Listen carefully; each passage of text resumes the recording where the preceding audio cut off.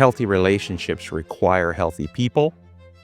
You can't have a healthy relationship with a significantly dysfunctional and unhealthy human being, no matter how healthy you are. It's just not possible. And healthy families require healthy parents. Setting other people free to be mad at you if they need to be mad, to criticize you if they need to have their own perspective. You give them freedom to think what they want to think. You do not give yourself freedom to be unhealthy. You give them freedom to think you're unhealthy, which is quite a bit different.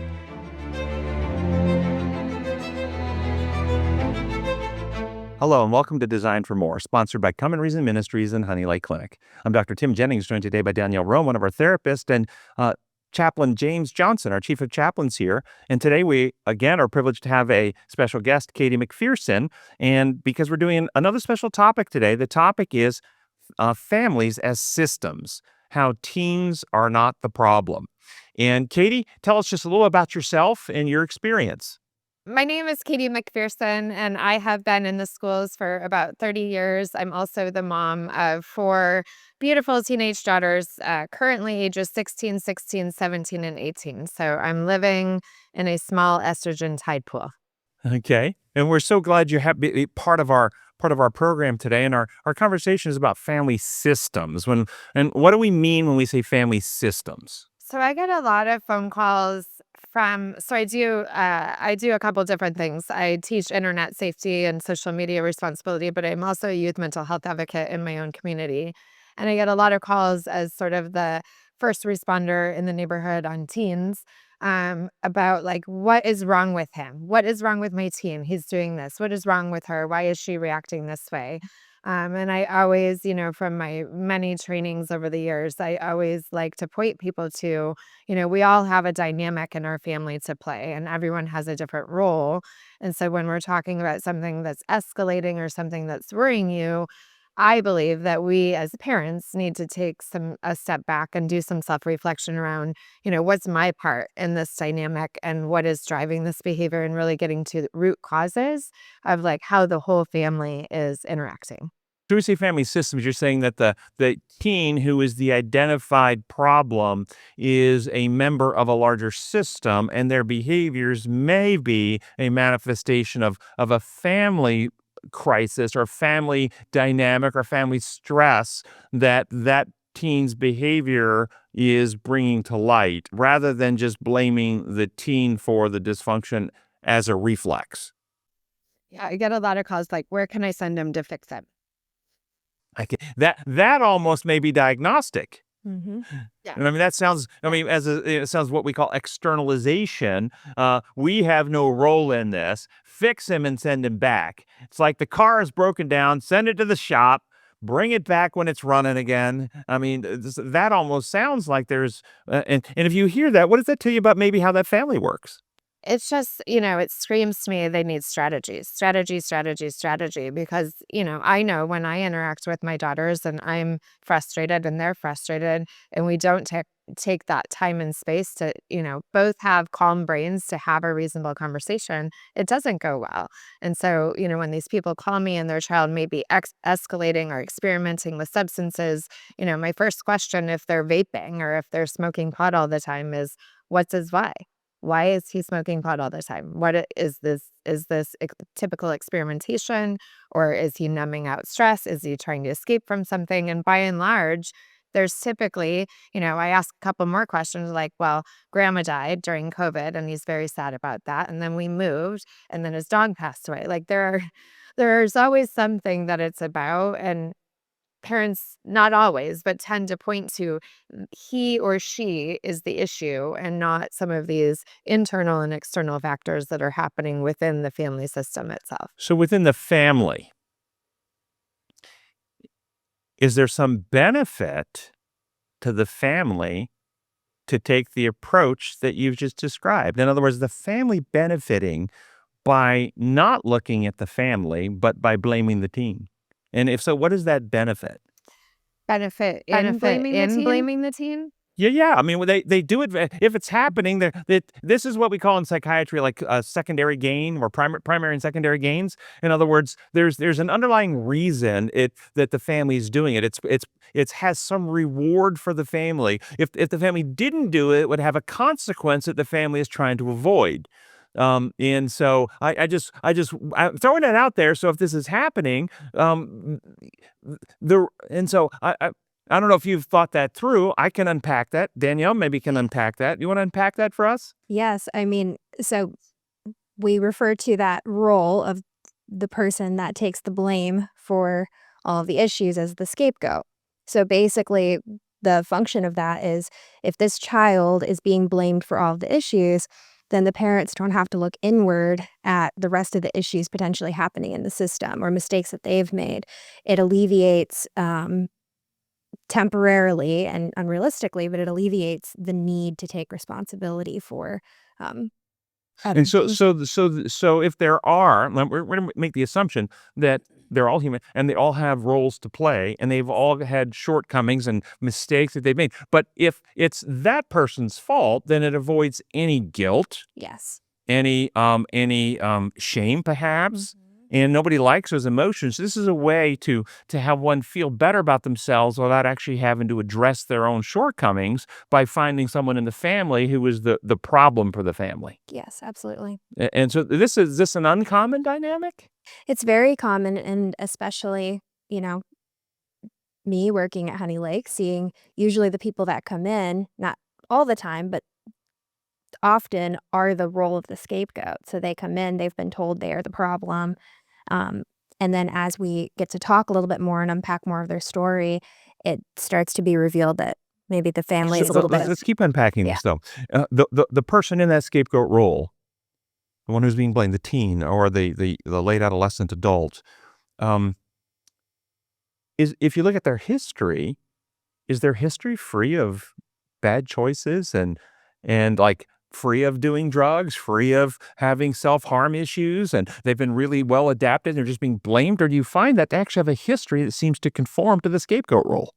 a lot of the time there is a history that conforms, but sometimes what's missed is that those actions are then escalated in response to being put in a rigid role in the family Well, this is system. what I want to point out, though. I want people to understand this because the very superficial thinker, well, that's not us because our kid actually, got caught drinking underage. And our kid really did get arrested for a marijuana violation. And so that's not us. We're not scapegoating. I mean, it really happened. He really did it. Okay. Mhm. So we're not scapegoating anymore. Yep. Okay. So how do you say to those families that say, no, that he really was caught shoplifting? Okay. So he did it or she did it. So we're not scapegoating. They did bad stuff. So it's them. What do you say to that? Well, I mean, of course, it depends on the family and other factors, but something that I've seen is it started with maybe a smaller action, and then they got put in that scapegoat role when they were younger, and maybe the poor behaviors were not as extreme. I But want to, then I want to, because I of want to that actually, I role, want to reverse you even further okay. because it said it started with a smaller action. Mhm. If families are scapegoating, is it even ultimately starting with the action or is it starting with who's responsible for how so-and-so is feeling? That one, yeah, I mean, isn't that really where it starts? absolutely. Yeah, with what you're saying, yes, I would agree with that. Okay. What the small child or having whatever their crying episode Yeah. and they're upsetting the parent. They're interfering with the parent's ability to enjoy the ball game. Mhm. And so they're being blamed for ruining the day. Yes. Yep. And then in that situation, the parent may even vocalize to the child, "You are ruining my day. You are ruining this experience with your big emotions." And then that can escalate. So going back to the original question about what if there is actual evidence, right? My child robbed the store, right? Okay, but it probably started This is a my long, point. Yes. yes, exactly. Okay. The system, and this is, I think, the point that Katey wants us to understand is that there's a system in place and how things function, who's responsible for what. And it may start with stuff that is not as obvious, but it ultimately leads to obvious problems. What are your thoughts, Katey? Well, I tell people often, this thing happen. All behavior is communication. So that we often prescribe to the behavior, especially in schools. Like he threw a chair, put him in the special desk in the front office. Like that's the behavior. But what is the emotion that, you know, escalated so that he threw the chair? We often don't take time to get to the root cause of the behavior. And we have a phrase in schools, and I think it's an African proverb about, a child that's not welcomed by the village will burn it down. And we have children, specifically in my experience, in my front office experience as a school administrator, 95% of the kids sent to my office were boys doing typical boy things. But when they don't feel like they're seen, heard, and loved, they will find a way to get you seen, heard, and loved, both boys and girls. And so, what we see in front of us looks like negative behavior, but often is this cry for help, or often is this cry for attachment. And if there's no attunement there, they're going to fill the narrative of the scapegoat. So by the time you get to 11, 12, 13, 14, and substances are available, or pornography is available, or video games are available, I get a lot of calls about what is wrong with him. And often there's a runway there. What do you see as the biggest commonalities in, maybe we'll just have to call it family systems that aren't working? I was going to say dysfunctional, no, but family systems that aren't working well. Are there certain underlying themes that you see consistently showing up? I have two, and then I want to pass it over to you guys. One is mature adults doing the work and repairing those child wounds they have themselves. We have some adults that are emotionally stunted, who are reacting in ways that are emotionally stunted to children. And then secondly, adults that are using substances themselves to manage all of those things that I just said, that are modeling for children, like this is the way that you can escape. So especially in the teen years, when kids have access to substances so readily, it's what is wrong with him? Why is he vaping and smoking pot? Well, if he's watching mom and dad have, a vodka martini every night, or, moms joke around all the time, mommy needs her wine. And then we wonder why our teenagers think that that might be an escape as well. So those are the two themes, adults being mature adults and doing their own hard inner work. And then the modeling of how do we deal with stress, I think, are the two things that pop up for me. So I've said in talk I did many years ago, Fix for Failing Families, healthy relationships require healthy people. You can't have a healthy relationship with a significantly dysfunctional and unhealthy human being, no matter how healthy you are. It's just not possible. And healthy families require healthy parents. If the parents are dysfunctional, you cannot have a healthy home with dysfunctional parents. Now, I use the word healthy. I didn't use the word flawless or perfect. And some people hear that as flawless. No, healthy people are people who can own their mistakes, look in the mirror, learn from them, update, improve, and let go less adaptive ways of doing things and incorporate more adaptive ways of doing things, forgive, repent. These are all mature and healthy. It's not that, and ultimately are loyal people. Okay, you can't have a healthy relationship with somebody who is untrustworthy and unloyal. So within the family, a healthy homes require these attributes in the parents in order for the home to be healthy. And I heard you say, when you say maturity issues, basically you're saying the same thing. They're not healthy. And so the first thing, if a parent is having a lot of difficulty in their home, they might consider themselves getting in with a really good, competent therapist to deal with their own stuff and become the healthiest version of themselves. And I do this with my patients who are going through divorce. And many of them are going through divorce because they're emotionally not as mature as they could be, and thus the relationship was not very functional, and it's collapsing. And then now they're individually collapsing, and I point out a truth to them, and because we don't know what's ultimately going to happen in the future in this relationship, but there's two possibilities before us. One, they reconcile. One, they divorce. And I say to them, true or false, either path. Don't you need to be the healthiest person you can be in governance of you? Either path. Don't you do best either way? And so rather than focusing on how the relationship turns out, focus on becoming a healthy person. Same thing with the children. Okay. Your child gets in their own treatment and they get really healthy, or they don't. Isn't it true? Either place, you need to be the healthiest person you can be in governance of you. And so having that as a starting point within a home, that each person is willing to look in the mirror, get the coaching, if that's what it is, coaching, counseling, whatever it is they need to deal with their own selves and learn the skills to deal with that other person. What are your thoughts about this, guys? I agree completely. Yeah. One of the ripple effects, I mean, I think probably just saying the same thing a different way, is unhealthy, immature person will end up setting unrealistic expectations of other people they're in relationships with. So, maybe they, grew up and maybe they just had a dynamic, relationship with one of their parents, and they put that on their spouse and they say, oh, you should be acting like my parents did in whatever shape, form, or fashion, or a movie or a television show that they saw as the epitome of perfection within that family system.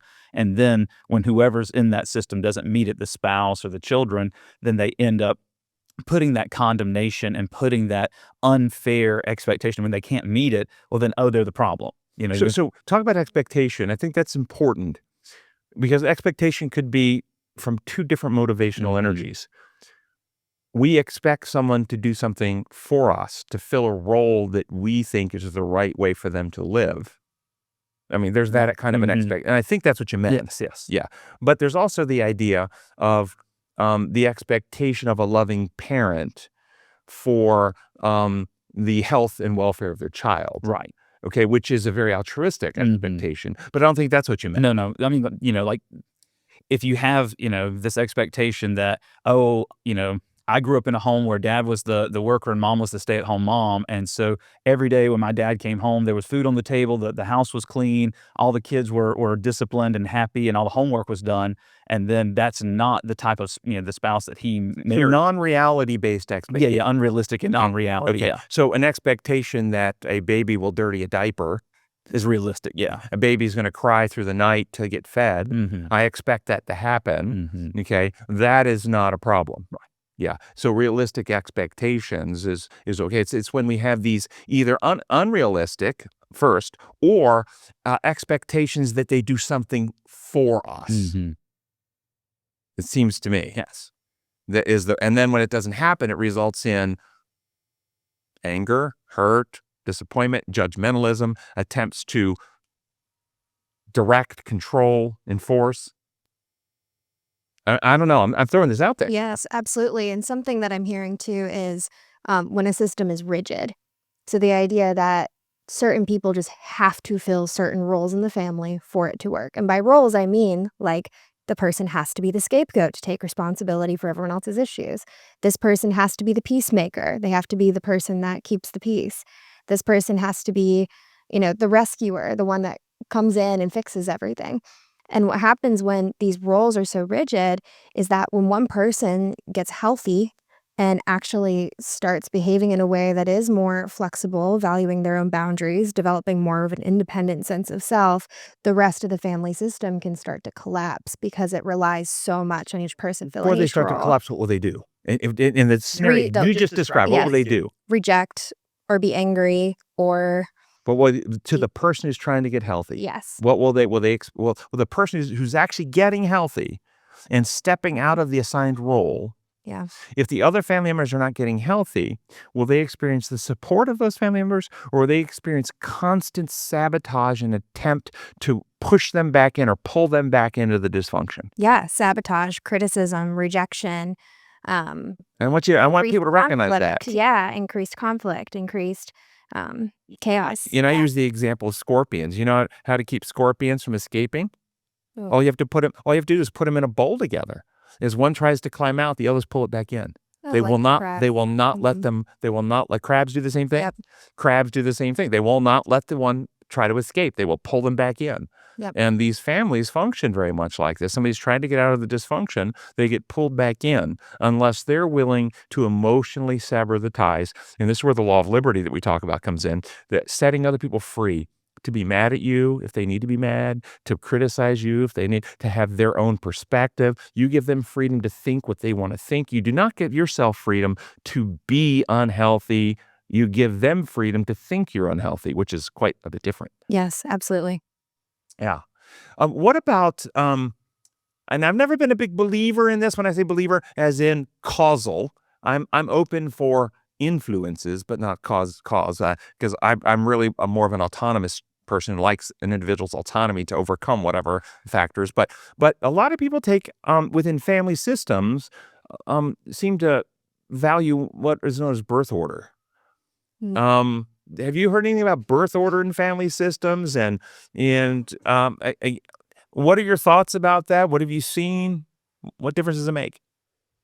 I've seen recently actually like a lot of I don't even know the word, like trendy trendy things on birth order as opposed to research-based and evidence-based research around it.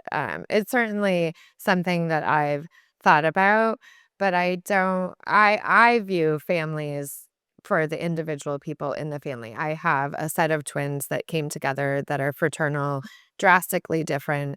I parent them very differently based on who they are. They react differently to me based on who they are. And so for me, like the birth order thing is not something that I personally subscribe to. Any of y'all heard any concerns about that? Questions about birth order? I've never been a big.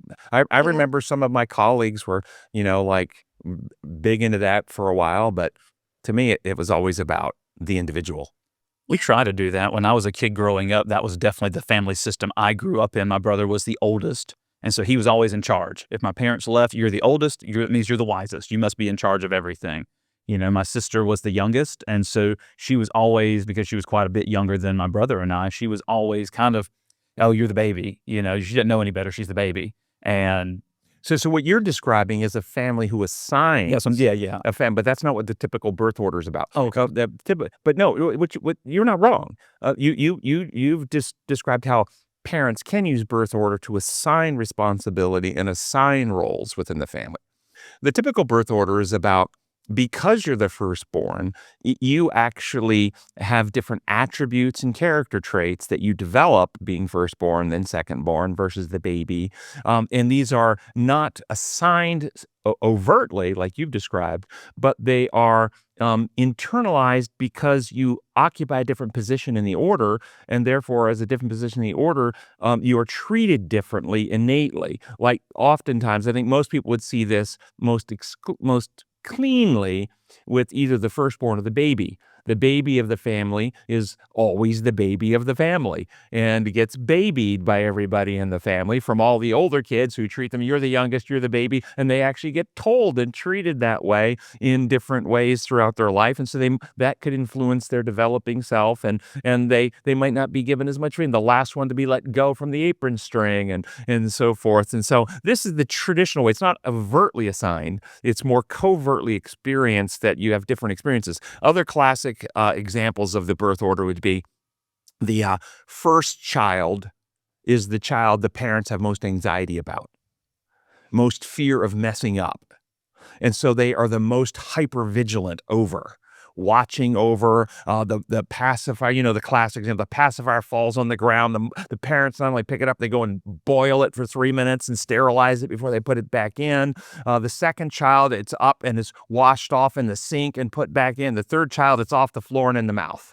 Okay, and this type, and that's a great example of how parenting experience changes parenting style, and thus each child with the same parent doesn't necessarily experience the same things as parents learn themselves how to parent, and whether positive or negative. So this idea then that they have different experiences because the parents parent differently have an impact on their developing sense of anxiety. The firstborn with all the germs and all the fear, and the third one is like, well, what's the fear? So yeah. Yeah. You're smiling, Katey. Yeah. My older girls are like, "Mom, you did such a good job with like the first two of us, but like by the time it got to the twins, I think you just kind of gave up." So what you're describing is like, because they see the leniency, right? I mean, you get tired. There's so many of them. You're one person. You're like four against one. So yeah, I agree. Okay. So family systems, teens are not the problem. We're talking about the idea that teens or children will often act out. they act out the big ones that will cause acting out. If there's some abuse going on, if there's abuse going on, kids will often act out outside the home in various ways. Their grades can fall. They may turn to substances. They may become violent at school. They may become disruptive. Their behaviors can change if there's abuse going on. And so that can be a signal.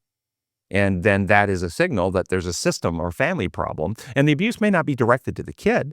It may be the kid see mom get beat by dad every night in the house. Yep. And then marital conflicts. Any thoughts on marriage conflicts and children, teens' health? How those are resolved or not resolved, and how parents deal with conflicts. Is there a lot of yelling? Is there screaming? Is there name calling? Is there shaming? Or is it, we're going to take this to a private area and discuss it and restore each other and, be mature adults? I think just being a child of divorce myself, my parents' war, so to speak, was a silent war. Like, we knew something was going on. We knew they weren't getting along, but it was like a radio silent tension. And did that affect the children in the home? Oh, absolutely. I mean, absolutely. My sister, the firstborn, became sort of the caregiver of the rest of our sister. We have 4 girls in my nuclear family too. So she became almost hyper vigilant about us as they were doing their thing. She sort of overcompensated for that for many, many years, and became a therapist. So, yeah, it's and just absorbing that energy of knowing, like, something's going on, they're not getting along, this doesn't feel right. I didn't live in an abusive vocal home, but the silence was almost, I would assume, not as bad, but it was definitely a tension that we absorbed as kids. And kids do pick that up. And this is important. The parents set the atmosphere of the home. The atmosphere. And what you described was a certain atmosphere. And I don't mean oxygen, nitrogen Yeah. in the Yeah. atmosphere. I bet. mean the emotional atmosphere of the home is set. Is it a place of tolerance, of grace, of love, of healthy discourse and disagreement and even argument under the umbrella of we're all family and family can disagree, but we, at the end of the day, we still have each other's back and we still support each other and we work out those differences. That can be very healthy. Or do we have a home in which you can only disagree to a certain point and then you've got to hold it in? You can't have a conversation. You go to your separate corners. You pout, you sulk, you sabotage behind the scenes. You hate until it's forgotten, but then it's really a residual resentment after that. These types of things. And what are your thoughts about this? Well, and it makes a lot of sense when you say that. I mean, because kids are watching, that they're always kind of figuring out what does right look like. Well, if this is how mom and dad handle conflict, that must be how I should handle conflict with other people. And that makes sense that it overflows into places like school or their other relationships. The question I have, and I don't know, maybe you guys, I hope you can help me with this.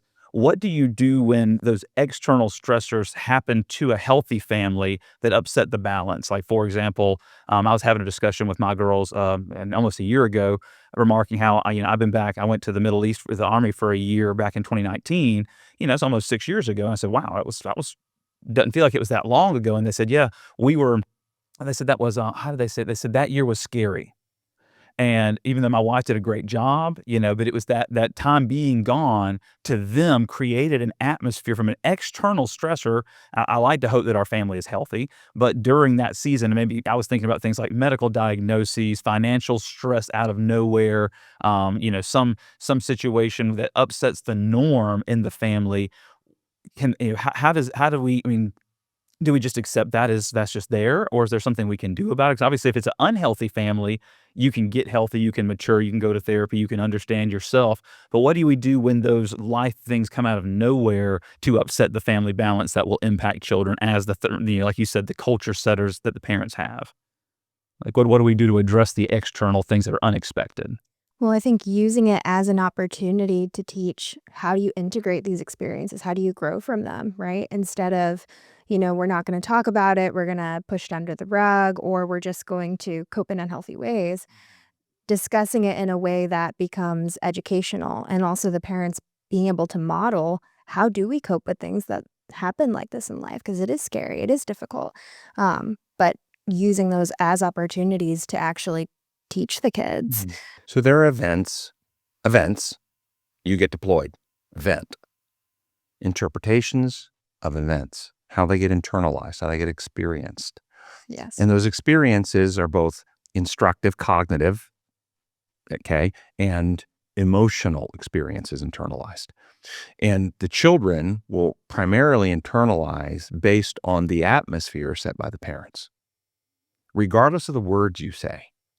And you've all felt this. Have you ever been in a classic example that the kids have had an argument and the parents tell the kids, tell your brother that you love him. I love you. Okay. The words are love. Nobody believes there's love in that heart at the moment. And so the kids are much more resonant with the undercurrent of the emotional state of the parents. And if you were deployed, regardless of the love and maturity of your wife, I can't imagine she wouldn't have anxieties and concerns. I would. But how does she manage that in a way that mitigates to the degree that the kids don't live frightened? Mm-hmm. And that's the challenge. And to the degree that she actually is able to manage that and has peace, and we trust the Lord with the outcome of these things, and creates that hedge of the Lord's protection around the family, that can mitigate a lot of it. Okay, but at the end of the day, there will be, if they had and I suspect they have a very positive bond with you, that missing piece, no matter, even if they're not even fearful, we knew where you were going to come back. We trusted the Lord with that. Maybe they say that and had no doubt about that. There's a year they didn't have you. Mm-hmm. And your presence, and this goes to normal childhood development. So your presence creates safety for them. Period. If you weren't in a war zone, you were simply at a other type of in the country, no danger, away for your job, whatever. Mm-hmm. They may very well, because your presence, if you're a healthy, loving parent that provides structure and good boundaries, that actually makes them secure, makes them feel safe. Does that make That makes sense? perfect sense, yeah. Okay. And so there may not be anything to do about that except have those conversations and have what Katey described earlier, that place where they can come to your wife, and then to the degree you're able to do, FaceTime or whatever type of conversations where they can actually talk about those things. And that confidant where they can just talk through their fears is the healthy point. But yeah, life happens. We have patients who the parent died. Grandma died. The house was in Los Angeles. How many homes, how many families are displaced? Okay, lots of stress. But the kids, and parents need to know this, what's most important to kids is not stuff. It's the relationship with the parents. And if the parents are healthy, they will go through those difficult external stuff and come out of it really well.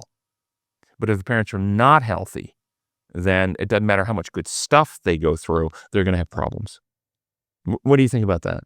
So this is probably an extreme example, but this past year we had a group of boys who were going around town beating other boys up using brass knuckles. And these children are affluent and have all the things.